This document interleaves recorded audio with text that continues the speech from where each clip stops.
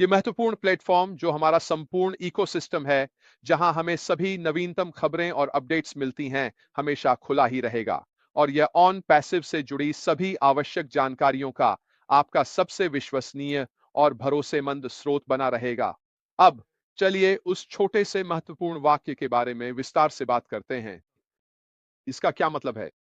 इसका मतलब है कि कोई भी प्रासंगिक जानकारी ऑन पैसिव से संबंधित, तो हम उस कंपनी के बारे में काफ़ी कुछ जानते हैं। हम काफ़ी लंबे समय से इससे जुड़े हुए हैं, लेकिन हम ये भी जानते हैं कि अब यह स्थगित कर दी गई है। ऑन पैसिव के भीतर जो वाहन हम इस्तेमाल कर रहे थे, यानी इकोसिस्टम, उसके उत्पाद और सेवाएं, अब उन्हें स्थगित कर दिया गया है।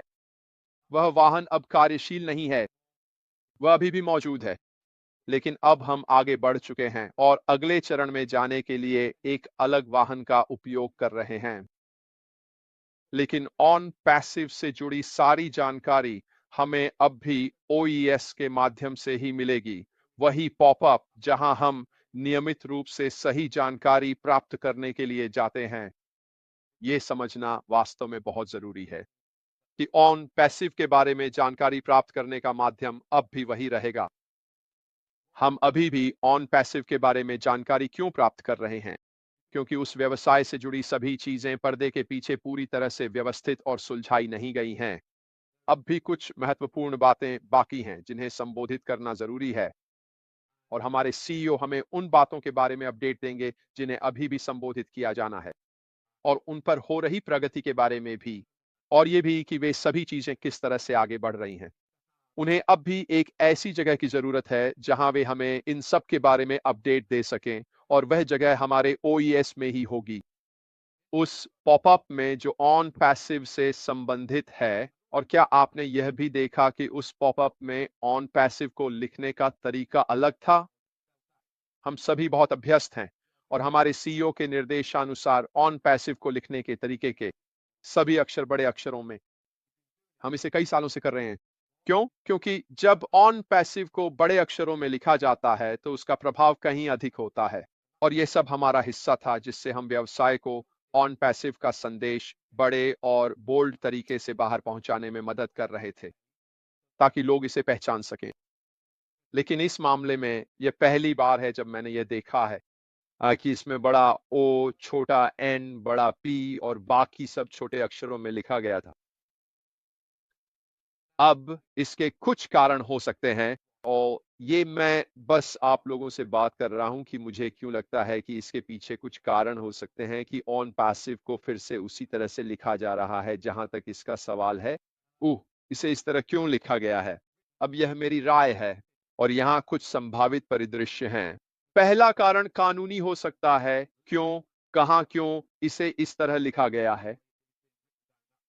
अगर आप एसईसी केस को फॉलो कर रहे हैं, ठीक है, और उसमें ऑन पैसिव को जिस तरह से लिखा गया है वह बिल्कुल वैसा ही है जैसा कल हमारे लिए लिखा गया था। ये उसका एक हिस्सा हो सकता है, मैं नहीं जानता, लेकिन अगर ऐसा है तो ये कुछ हद तक समझ में आता है।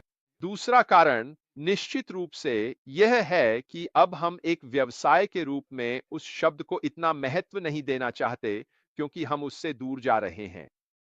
तो फिर उसे इतना बड़ा, इतना बोल्ड और पूरी तरह से सब कैपिटल अक्षरों में क्यों लिखा जाए?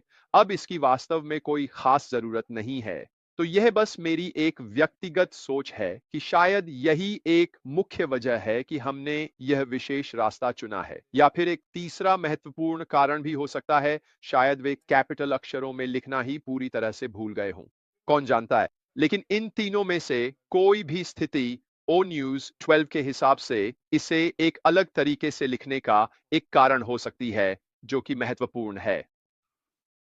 मुझे इसमें यह बात अच्छी लगी कि यह हमें फिर से एक बार और दोहराता है, और हम कई महीनों से यह कह रहे हैं कि ऑन पैसिव एक व्यवसाय के रूप में अब आगे नहीं बढ़ रहा है। यह अभी भी यहां है, यह अभी भी वहां है, लेकिन हम ऑन पैसिव के रूप में आगे नहीं बढ़ रहे हैं। हम आगे बढ़ रहे हैं बिल्कुल, लेकिन हम एक अलग वाहन में, एक अलग दिशा में आगे बढ़ रहे हैं, लेकिन लक्ष्य वही है। क्या ऑन पैसिव की चीजें अभी भी मौजूद हैं? हाँ, वे हैं, लेकिन उस टूटे हुए वाहन से कुछ भी हमारे साथ अगले चरण में नहीं जा रहा है। और ये फिर से उसी बात की एक और पुनरावृत्ति थी। हम आपको यहीं पर ऑन पैसिव से जुड़ी विषय वस्तु और उसकी प्रगति के बारे में अपडेट देते रहेंगे। फिर से मेरे लिए इसका मतलब है कि अभी तक सब कुछ पूरी तरह से सुलझा नहीं है।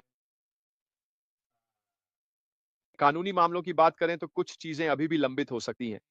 जहां तक बकाया चीजों की बात है, वे अभी तक लंबित हैं, उनका समाधान नहीं हुआ है आदि। और वह हमें उन सभी बातों के बारे में, उस व्यवसाय के बारे में, ऑन पैसिव के बारे में, हमारे इकोसिस्टम ओईएस और उस पॉपअप के माध्यम से अपडेट देंगे। वह आगे यह भी कहते हैं कि साथ ही हम आपको एक महत्वपूर्ण बात बताना चाहते हैं, और यह महत्वपूर्ण है। विस्तार से बताया गया है कि हम अपने बड़े साहसी, सुंदर और साझा सपने की ओर कैसे बढ़ रहे हैं।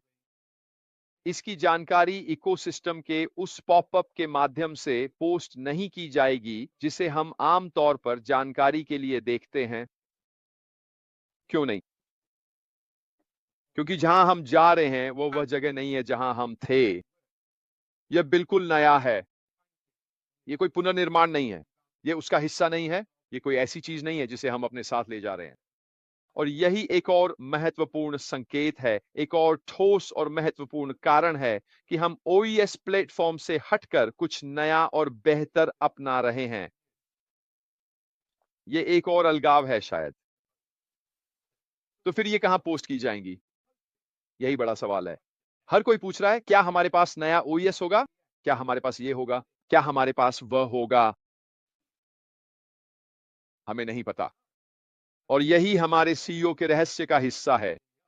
ये उनके जीनियस, उनकी प्रतिभा का हिस्सा है कि वे हमें अनुमान लगाने, उस रहस्य के साथ लुभा पाते हैं जो चारों ओर फैला है। यही सब मेरे लिए रोमांचक है। मुझे सरप्राइज पसंद है। मुझे यह पसंद है कि मैं कोशिश करूं और अंदाजा लगाऊं कि आगे क्या होने वाला है। ये मुझे सोचने पर मजबूर करता है। मुझे उम्मीद है कि आपके साथ भी ऐसा ही होता है। ये मेरे दिमाग को चलाने पर मजबूर करता है।